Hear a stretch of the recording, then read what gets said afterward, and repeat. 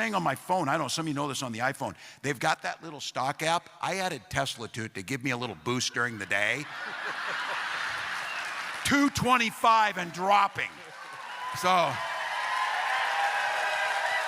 and if you own one, we're not blaming you. You can take dental floss and pull the Tesla thing off, you know, and take out, just telling you.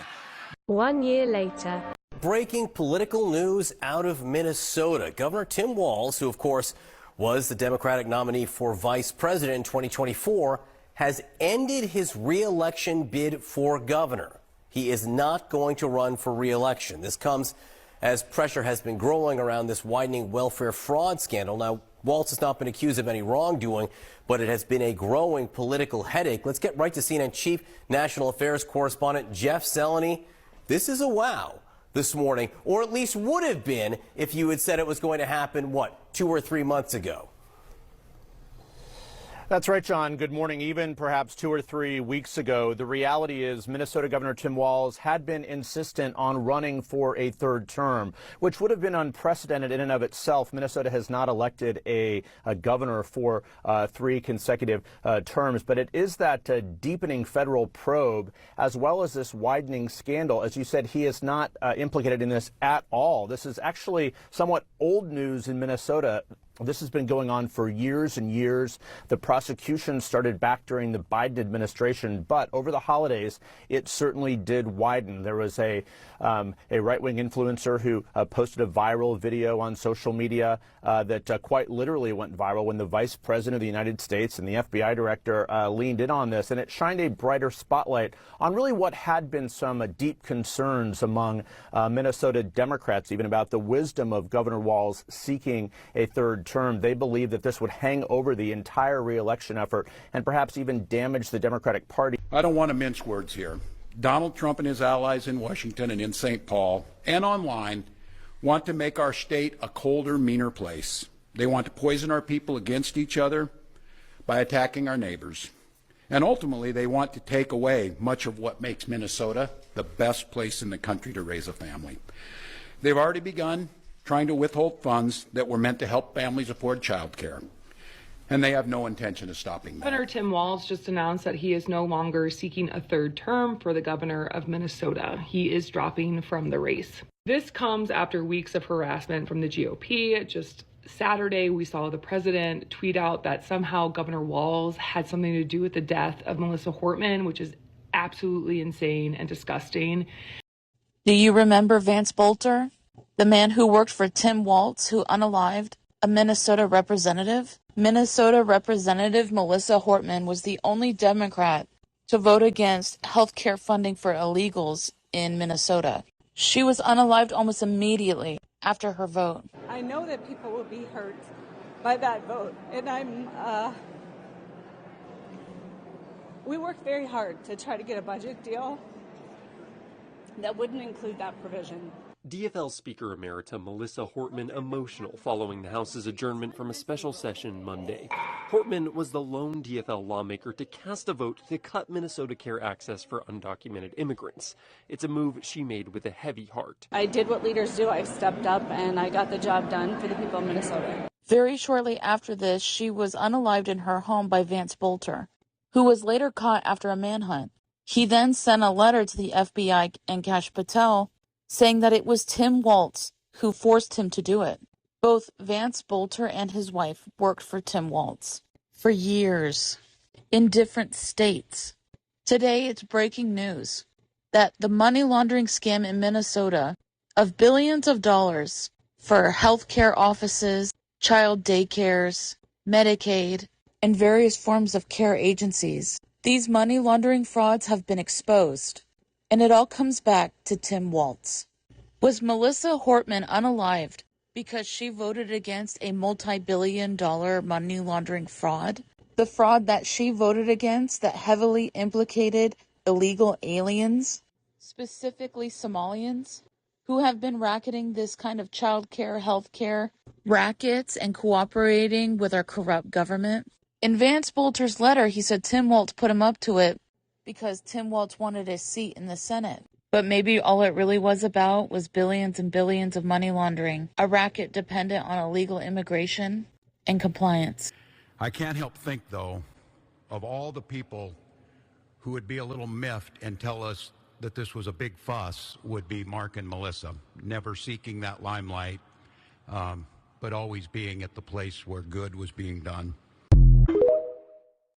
We saw the GOP here in Minnesota partner with a YouTuber, right-wing conspiracy theorist YouTuber, and spread misinformation about childcare fraud here in Minnesota. Now we're inside of the building where there's apparently 4 childcare centers. We met this lady and we followed her to the back of the building where the daycare was supposedly at. So right here we have 2 child daycare centers. We have the Minnesota Child Care Center, and then we also have Nuna. Between the two, $2.66 million. Hello. Hi. Hi. Why are you recording? Yes. We would like to know. Well, it says we're trying to figure out 102 children. Is that for this facility? What is the name? Do I see the It's from the state of Minnesota website. It says you have 102 children here in your child care. Which child care name is a lot of Minnesota Child Care right here. It's from the state of Minnesota's website. We're just wondering where the children are. Where the children are?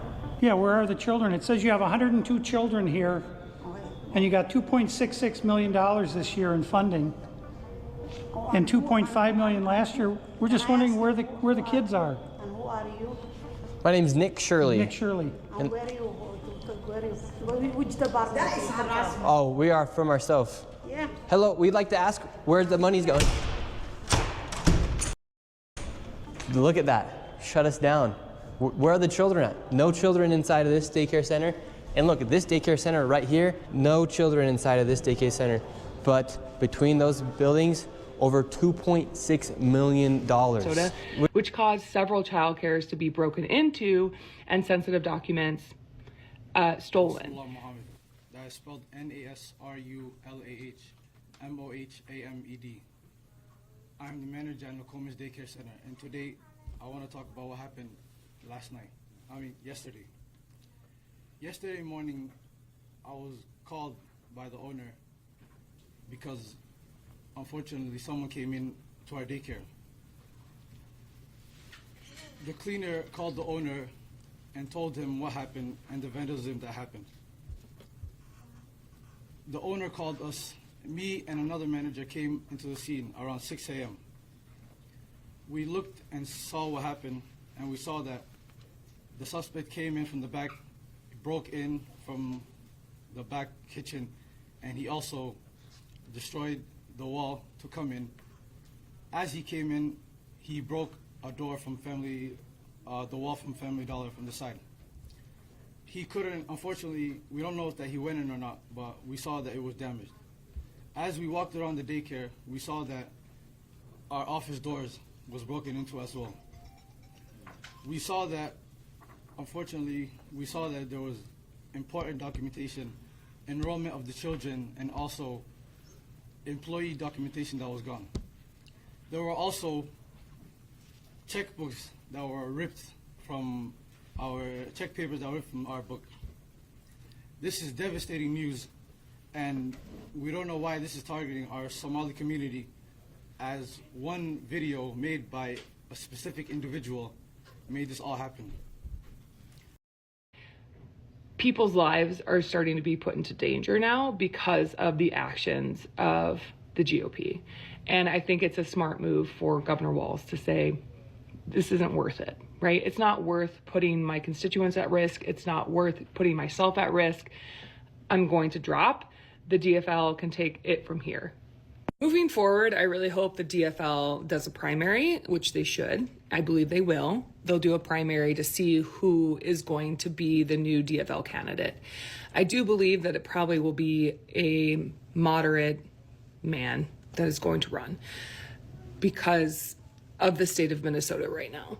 I think over the next couple of days, we're going to see a lot of GOP members talk about, well, Governor Walz is doing this because he knows he's guilty of the fraud that was committed throughout Minnesota. I don't think that we're going to see any type of statements from the GOP that's like, wow, he was a really good governor. We're going to miss him. We're going to miss working with him. No. So we've heard people say that we are now living in a post-truth or post-fact environment here in the United States, and I think that is accurate. And the accuracy of that statement was demonstrated this morning. It's about 7 a.m. West Coast time on Monday morning, reading a report from the website Mediaite. Minnesota Governor Tim Walz on Monday announced that he was officially ending his re-election bid, and he is dropping out of the governor's race for the state of Minnesota. News of Walz's decision was reported Monday morning by Axios. The report cited mounting pressure from fellow Democrats and sagging approval ratings for the two-term governor. So we're going to unpack that a little bit. But first of all, you know, man, if I was Tim Walz, I'd be just like, fuck this. I'm not doing this anymore. This sucks. This is terrible. After what he went through in the 2024 campaign, where he was the vice presidential nominee for the Democratic ticket, and the shit that he's been put through. I mean, he's dropping out of the governor's race in large part because of the scandal that has erupted around daycare centers, Somalis, and fraud, which he has been handling for the last 3 years. I voted for him, and I have voted for him in subsequent elections. And Tim Walz is a good person. Like, he's a good human being and has been a very good governor. So much of the progress that has been made in this state over the last decade has been incredible. I have been so happy to witness so many incredible elements of progress that have happened here. My kids live in a better place because of the work of the DFL and Governor Tim Walz.